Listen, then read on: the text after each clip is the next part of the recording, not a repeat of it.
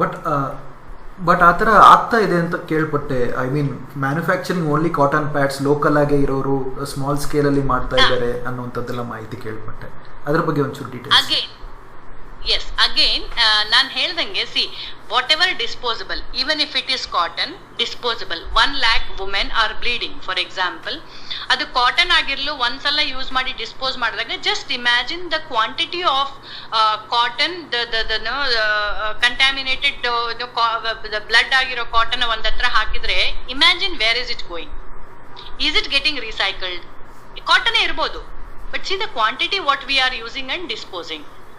I mean, whether it is cotton pads or biodegradable pads, ಒಂದು ಸಲ use ಮಾಡಿ ಬಿಸಾಕೋ ಅಂತದ್ದು we will definitely not encourage.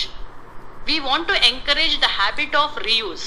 ನಮ್ಮ ಇಂಡಿಯಾದಲ್ಲಿರೋ ಪಾಪ್ಯುಲೇಷನ್ಗೆ if we go on encouraging disposable, even if it is biodegradable, a disposable culture. ನಾನು ಒಂದೇ example ನಿಮ್ಗೆ ಹೇಳ್ತೀನಿ. You are talking about cotton pads which are biodegradable whatever. ನಾ ಒಂದೇ question ಕೇಳ್ತೀನಿ. Biodegradable ಅಂತ ಅಡಿಕೆ ನಟ್ ಅಂದ್ರೆ ಅಡಿಕೆ ಪಟ್ಟೆ ಇರುತ್ತಲ್ವಾ, ಅದು ಪ್ಲೇಟ್ಸ್ ಅಲ್ಲಿ ಊಟ ಮಾಡಿ 50,000 ಜನ ಊಟ ಮಾಡಿದ್ರೆ ಒಂದು ಹೀಪ್ ಹಾಕಿದ್ರೆ ಹೆಂಗಿರುತ್ತೆ? ಅದೇ 50,000 ಜನ ಸ್ಟೀಲ್ ತಟ್ಟೆಯಲ್ಲಿ ಊಟ ಮಾಡಿ ವಾಶ್ ಮಾಡಿದ್ರೆ ಹೆಂಗಿರುತ್ತೆ? See the difference. That heap might become compost, but ಎಷ್ಟು ತಿಂಗಳಿಗೆ? ಅಂತ ಪಾಪ್ಯುಲೇಷನ್ ನಮ್ಗೆ ಇಂಡಿಯಾದಲ್ಲಿದ್ದು ಎಲ್ಲಾರು ಒಂದ್ಸಲ ಯೂಸ್ ಮಾಡಿ ಡಿಸ್ಪೋಸ್ ಮಾಡ್ತಾ ಇದ್ರೆ imagine the amount, the quantity of waste we generate. Can we afford to process that waste? Can we afford? Nam India is not a rich country that you have separate collection, you have incineration. Illa, innu incinerators Bengaluralle innu shuru madilla sanitary pads ge. So ee cotton blood agirodunella elli bisaktira? So we definitely don't recommend anything which is single use, even if it is biodegradable. Yes doctor. And incinerators ಬಗ್ಗೆ ನೀವು ಹೇಳ್ತಾ ಇದ್ರಿ, ಆ ಫಿಲ್ಟರ್ಸ್ನ ಕೂಡ frequent ಆಗಿ check ಮಾಡಬೇಕು, maintain ಮಾಡಬೇಕು ಅಂತ ಹೇಳ್ತಾರೆ.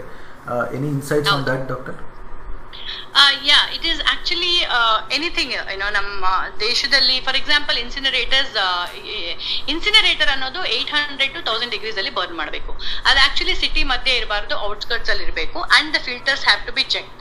ಆ ಫಿಲ್ಟರ್ಸ್ ಚೆಕ್ ಮಾಡ್ತಾರೋ ಇಲ್ವೋ, ಅವ್ರು ಮೇಂಟೈನ್ ಮಾಡ್ತಾರೋ ಇಲ್ವೋ ನೋಡೋ ಜವಾಬ್ದಾರಿ ಪರಿಸರ ಮಾಲಿನ್ಯ ನಿಯಂತ್ರಣ ಮಂಡಳಿ, ಅಂದ್ರೆ Karnataka state pollution control board. Any state, their pollution control board should visit such incinerators and see whether they are monitoring the filter changes, whether they are monitoring the whatever is coming out from the is it poisonous gas or it's being filled, avella check ಮಾಡಬೇಕು. But very unfortunate to say, and I feel ashamed to say, ನಮ್ಮ ದೇಶದಲ್ಲಿ ಇನ್ನೂ ಅಷ್ಟೊಂದು monitoring system ಅನ್ನೋದು ಇಲ್ಲ. Nobody monitors whether the filters are changed, check ಮಾಡ್ತಾ ಇದ್ದಾರೆ. Everyone wants to just get rid of the situation. ಆ ಫಿಲ್ಟರ್ಸ್ ಚೇಂಜ್ ಮಾಡಿದ್ರೆ ಫಾರ್ ಎಕ್ಸಾಂಪಲ್ ಇಷ್ಟು ಖರ್ಚಾಗುತ್ತೆ, ಸರಿ ಬಿಡು ಇನ್ನೊಂದ್ ಸ್ವಲ್ಪ ದಿನ ತಳ್ಳೋಣ, let us know. It is the fact. ನನಗೆ ನಿಜವಾಗ್ಲೂ ನಾಚಿಕೆ ಆಗತ್ತೆ ಹೇಳಕ್ಕೆ, but this is the fact. ನಮ್ಮ ದೇಶದಲ್ಲಿ that strict monitoring is still not there. So same thing goes to medical waste disposals also alwa doctor? I mean biomedical waste disposals. Yes. ಮುಂಚೆ ಎಲ್ಲ that is biomedical waste is something which is unavoidable. ಅಂದ್ರೆ ಇವಾಗ for example when I say disposable, there is single use disposable. There are two things, non essential and essential. ನಾನು ಡಿಸ್ಪೋಸಬಲೇ use ಮಾಡಲ್ಲ ಅಂತ doctor ಹತ್ರ ಹೋಗ್ಬಿಟ್ಟು I cannot ask him to use a reusable syringe. ನಾ ಮುಂದೆ ಪೇಷಂಟ್ಗೆ ಏನ್ ಮಾಡಿದ್ರೆ ನನಗೂ ಅದೇ ಮಾಡಿ, because I am an environmentalist. I don't promote disposable ಅಂತ ಹೇಳಕ್ ಆಗಲ್ಲ, right? So that is essential. What I talk about is single use disposables which are non essentials. ಇವಾಗ hospital waste is something which is unavoidable. Theatre ಅಲ್ಲಿ ಬರುತ್ತೆ waste, ಬರುತ್ತೆ ಡಿಸ್ಪೋಸಬಲ್ಸ್ ಬರುತ್ತೆ. Unavoidable things ಇನ್ಸಿನರೇಟ್ ಮಾಡೋದಕ್ಕೆ ನಮ್ ದೇಶ ಒದ್ದಾಡ್ತಾ ಇದ್ರೆ, imagine all this humongous quantity. Bengaluru alone generates 90 metric tons of sanitary waste per day. 1 ton ಅಂದ್ರೆ 1000 kg. 90 metric tons per day generate ಮಾಡುತ್ತೆ, which is again avoidable and not compulsory. So hospital waste, it is no question that we have to incinerate. Unavoidable waste, essential, and we do it. But then why to add to it? Add to the incinerators the sanitary pads and diapers also. Yeah doctor, any case studies ಅಂದರೆ ಪ್ರಪಂಚದಲ್ಲಿರುವಂಥದ್ದು ಯಾವ್ದಾದ್ರು best country in order of waste ಮ್ಯಾನೇಜ್ಮೆಂಟಲ್ಲಿ ನೀವು ತಿಳಿದಂಥದ್ದು ಅಥವಾ projects ಅವರು ಮಾಡಿರೋದು ಅದ್ರ ಬಗ್ಗೆ ನಾನು ಮಾಹಿತಿ. ಕೇರಳದಲ್ಲಿ I don't remember the place name but I can tell you later. ಕೇರಳದಲ್ಲಿ there is a place where there is no sanitary pads allowed. Meaning ಎಲ್ಲೂ ಶಾಪ್ಸ್ ಅಲ್ಲಿ ಸ್ಯಾನಿಟರಿ ಪ್ಯಾಡ್ ಸಿಗಲ್ಲ. All women are train to use sustainable products.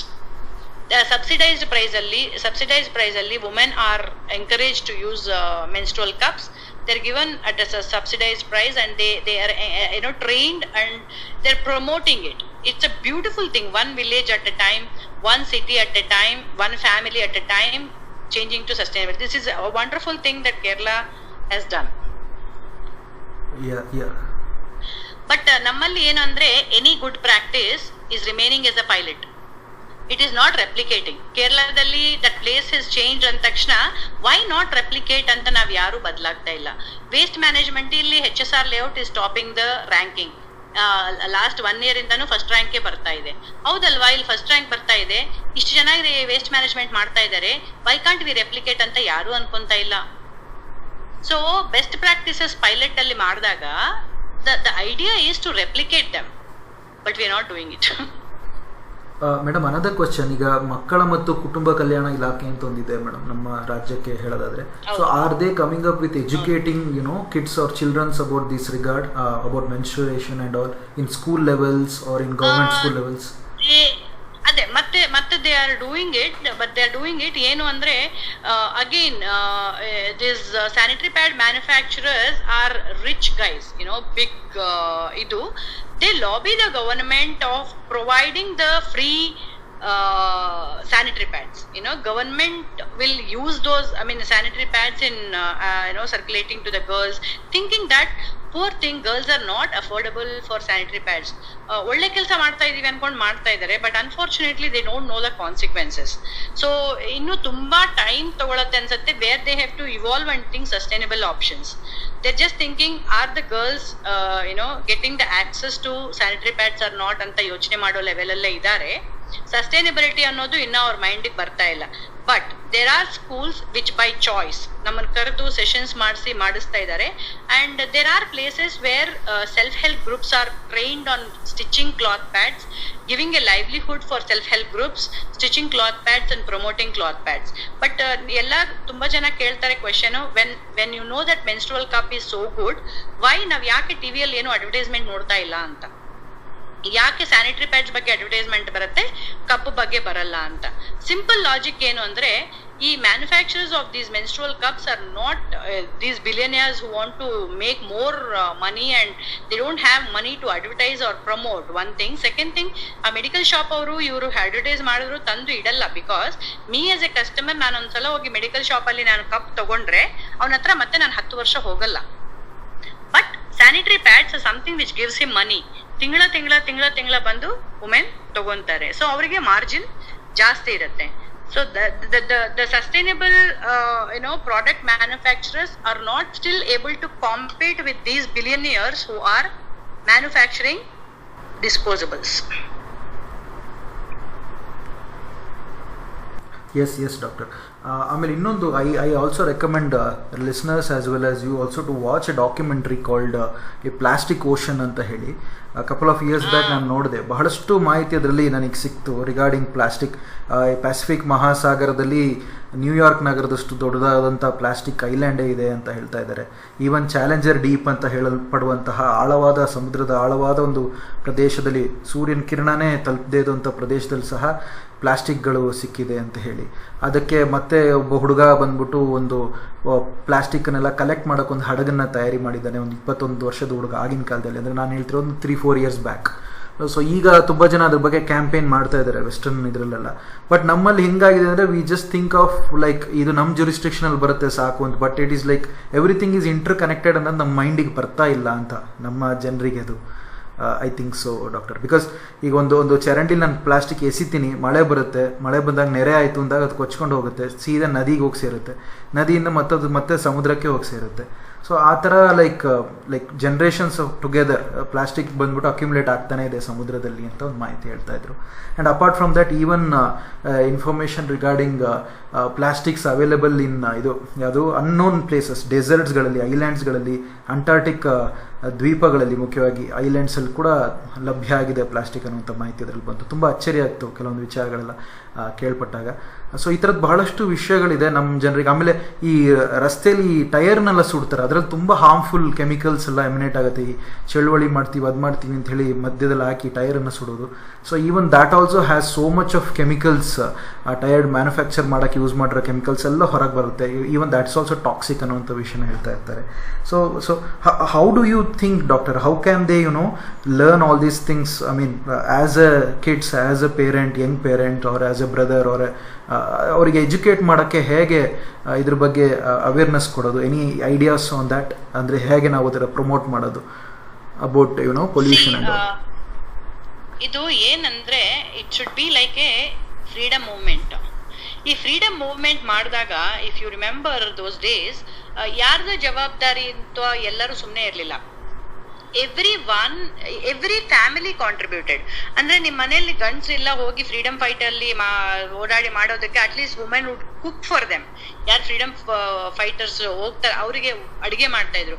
So every one were connected to the movement, thinking that it is our movement. ಆ movement ಬರಬೇಕು ಅಂದ್ರೆ ನಾವು every one is like, ನನಗೇನು ಆಗಲ್ಲ ಬಿಡು, it is not me who is suppose to do ಅಂತ ಆ movement ತರ ಬರಬೇಕು. ಮಕ್ಕಳಿರ್ಬೋದು, ಕಾಲೇಜ್ ಮಕ್ಕಳು, corporates, every one should feel that my responsibility. ಆಮೇಲೆ ಲ್ಯಾಂಡ್ ಫಿಲ್ ಕಾಣಿಸ್ತಾನೆ ಇಲ್ಲ ಯಾರಿಗೂ. I am sure most of you ನೋಡಿಲ್ಲ ಅನ್ಸುತ್ತೆ ಲ್ಯಾಂಡ್ ಫಿಲ್ ಹೆಂಗಿರತ್ತೆ ಅಂತ.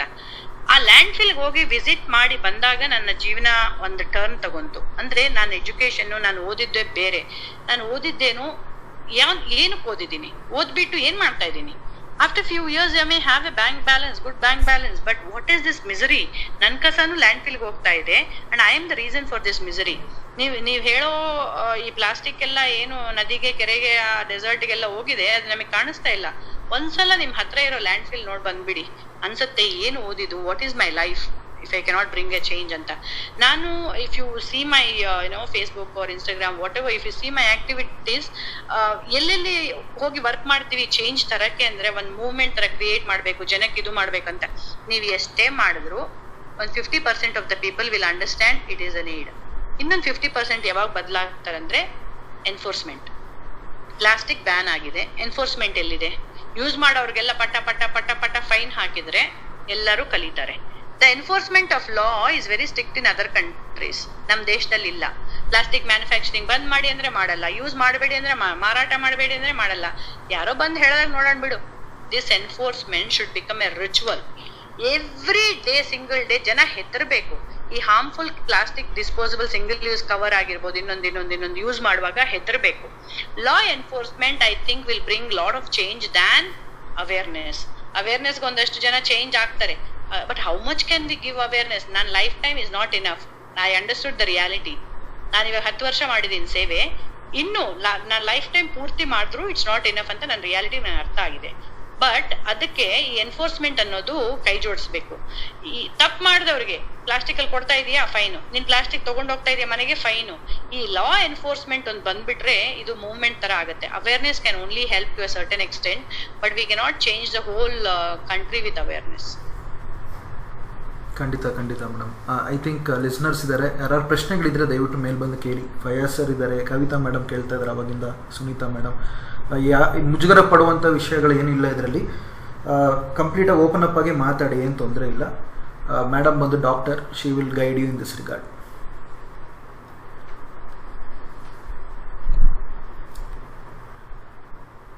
ಇನ್ನೊಂದು ಪ್ರಶ್ನೆ ಇತ್ತು ಡಾಕ್ಟರ್, ಅದೇನು ಅಂತಂದರೆ ಆಗಿನ ಕಾಲದಲ್ಲೆಲ್ಲ ಈವನ್ ಇಂಜೆಕ್ಷನ್ಸ್ ಎಲ್ಲ ಅವಾಗೆಲ್ಲ ಗ್ಲಾಸಲ್ಲಿ ಬರೋದು, ಸ್ಟೆರ್ಲೈಸ್ ಮಾಡೋರು ಒಂದು ಇದರಲ್ಲಿ ಇಟ್ಟು, ಪಾತ್ರೆಯಲ್ಲಿ ಇಟ್ಟು. I still remember when I was a kid, injection ಕೊಡಬೇಕು ಅಂದರೆ ಅದು ಸ್ಟೆರ್ಲೈಸ್ ಮಾಡಿರೋಂಥ ಒಂದು ಇಂಜೆಕ್ಷನೇ ಕೊಟ್ಟಿದ್ದು ಮಾಡೋರು. ಬಟ್ ಅದು ಯಾವಾಗ ಈ ಡಿಸ್ಪೋಸಬಲ್ ನೀಡಲ್ಸ್ ಎಲ್ಲ ಬರೋಕ್ಕೆ ಶುರುವಾಯಿತು, ಸೊ ಈ ಒಂದು ಸಮಸ್ಯೆಗಳಿಗೆ ಮತ್ತೆ ಉದ್ಭವ ಆಗೋಕ್ಕೆ ಕಾರಣ ಆಯಿತಾ ಅಂತ. ಆಮೇಲೆ apart from that you missed one another point is ಈ ಶುಗರ್ ಚೆಕ್ ಮಾಡೋದು, ಆ ಸ್ಟ್ರಿಪ್ಸ್ ಇರುತ್ತಲ್ಲ, even that is also plastic ಅಲ್ವಾ doctor? Even that also has disposable nature.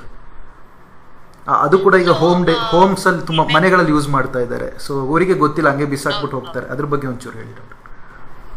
ಅದೇ, ಸೊ ಮನೆಯಲ್ಲಿ ನಾನು 3 ತರ ವಿಂಗಡಣೆ ಮಾಡ್ಬೇಕು ಅಂತ ಹೇಳಿದ್ದು, ಆ ರೆಡ್ ಬಿನ್ ಅನ್ನೋದು ಪ್ರತಿಯೊಂದು ಮನೆಯಲ್ಲಿ ಇರಬೇಕು. Whether your house may have a diabetic or not, whether sanitary pad use ಮಾಡೋ ಹುಡುಗಿ ಇದಾಳೋ ಇಲ್ವೋ, ಬಟ್ ಆ ರೆಡ್ ಬಿನ್ ಅಂತೂ ಇರಬೇಕು. That goes to the biomedical waste ಜೊತೆ ಅದು ಹೋಗ್ಬೇಕು, which is legally permitted. But ನಾನು ಇವಾಗ ಹೇಳಿದ್ರೆ, ಬೆಳಗ್ಗೆ ನಮ್ಮ ಮನೆಯಲ್ಲೇ ಒಂದು ಡಿಸ್ಕಷನ್ ಆಗ್ತಾ ಇತ್ತು. ವೆನ್ ವಿ ವರ್ ಕಿಡ್ಸ್, ಈ ಸಿರಿಂಜ್ ರಿಯೂಸಬಲ್ ನೀಡಲ್ಸ್ ಅಂತ ಯೂಸ್ ಮಾಡ್ತಾ ಇದ್ರು. I remember very well, when ನಮ್ಮ ತಂದೆ ತಾಯಿ ಒಂದು ಹಳ್ಳಿಯಲ್ಲಿದ್ದಾಗ ವ್ಯವಸಾಯ ಮಾಡ್ತಾ ಇದ್ರು. ಅಲ್ಲಿ ಜ್ವರ ಬಂತು ಅಂದ್ರೆ they used to call an RMP. So ಮನೆಗೆ ಬಂದ್ಬಿಟ್ಟು ರಿಯೂಸಬಲ್ ಸಿರಿಂಜ್, ಬಿಸಿನೀರ್ ಇಟ್ಬಿಟ್ಟು ಆ ಬಿಸಿನೀರಲ್ಲಿ ವಾಶ್ ಮಾಡಿ ಇಂಜೆಕ್ಷನ್ ಕೊಡ್ತಾ ಇದ್ರು. ಬಟ್ ಇಂಥ ಪ್ರಾಕ್ಟೀಸ್ ಓಕೆನಾ ನಾಟ್ ಓಕೆನಾ ಅಂದ್ರೆ definitely I say not okay. The reason is, ಎಷ್ಟು ಸ್ಟೆರಿಲೈಸ್ ಮಾಡ್ತಾರೆ, ಎಷ್ಟು ಟೆಂಪರೇಚರ್ ಅಲ್ಲಿ ಅದು ಸ್ಟೆರಿಲೈಸ್ ಮಾಡಬೇಕು, what is hygienic, what is not hygienic. This contaminate, I mean the diseases which are transmittable diseases ಇರುತ್ತಲ್ವಾ, they are very very dangerous. And who is monitoring, ಎಷ್ಟು temperature ಅಲ್ಲಿ sterilise ಮಾಡ್ತಾ ಇದ್ದಾರೆ ಅಂತ ಯಾರು ಮಾನಿಟರ್ ಮಾಡ್ತಾರೆ? ಅಂಡ್ ಅಥೆಂಟಿಕಲಿ ಜೆನ್ಯೂನ್ ಆಗಿ ಎಷ್ಟು ಜನ ಕೆಲಸ ಮಾಡ್ತಾ ಇದ್ದಾರೆ? ಅದು ಕಾಂಪ್ರಮೈಸ್ ಆಯ್ತು ಅಂದ್ರೆ ಅಲ್ಲಿ you are risking a human life. So transmittable diseases like hepatitis, AIDS and all these things are injection ಮಾಡಿದಾಗ, I just heard, ನಾವು ಬೆಳೆದಿರೋ ಪ್ಲೇಸ್ ಅಲ್ಲಿ, ವಿಲೇಜ್ ಅಲ್ಲಿ ಒಂದ್ ಸುಮಾರು ಜನ ದೇ ಡೈಡ್ ವಿತ್ ಹೆಪಟೈಟಿಸ್ ಅಂತ. ಯಾಕಾಯ್ತು ಇದು? ಆವಾಗಿನ ಕಾಲದಲ್ಲಿ ಡಿಸ್ಪೋಸಬಲ್ ಇರ್ಲಿಲ್ಲ, then they used reusable syringes, ಆದ್ರಿಂದ ಆಯ್ತು. So is this good practice of disposable ಅಂದ್ರೆ, when I told essential, it is okay to use when it is essential, but not mindlessly using just because it is available or affordable. So when it is essential, we can definitely use it thinking it is safe. A reusable syringe, definitely I would not permit, and I myself will not take an injection if it is a reusable syringe, because I have my own doubts about the person who is working there.